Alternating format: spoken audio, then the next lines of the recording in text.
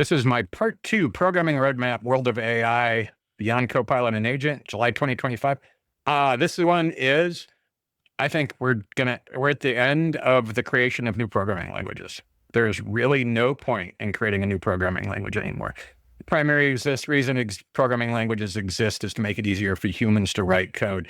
And humans either need it to be more verbose or more locked down to make it where they don't blow crap up, or they want it to be less verbose and super, super fine so that they have to write less stuff. And now that we actually won't generate most of the code ourselves, I would argue that the programming languages, there's no need for new ones in most cases.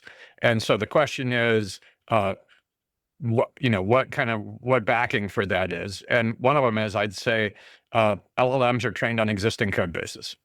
If you create a new language, you don't have an existing code base, there's nothing to train it on. And so no new language is going to look as good as an existing one.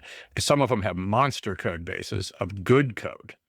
Another one is LLMs are validated for good code as part of their training. And so LLMs, in a lot of cases, can actually be validated against the current code base.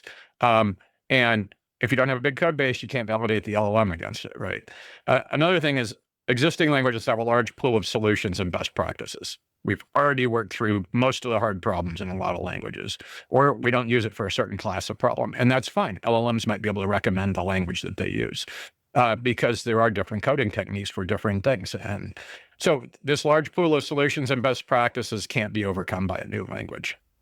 The next one is there's 1 year or more model lag.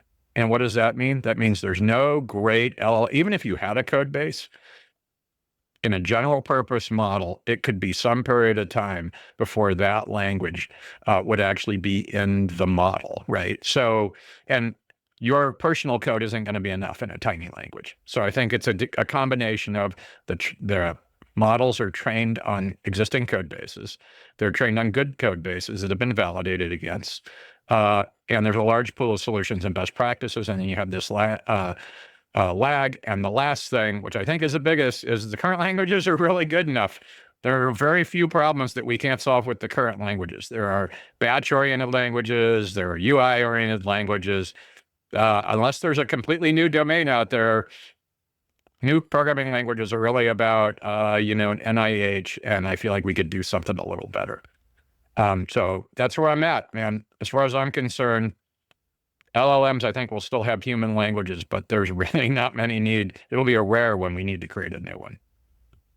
I'm interested in what you think.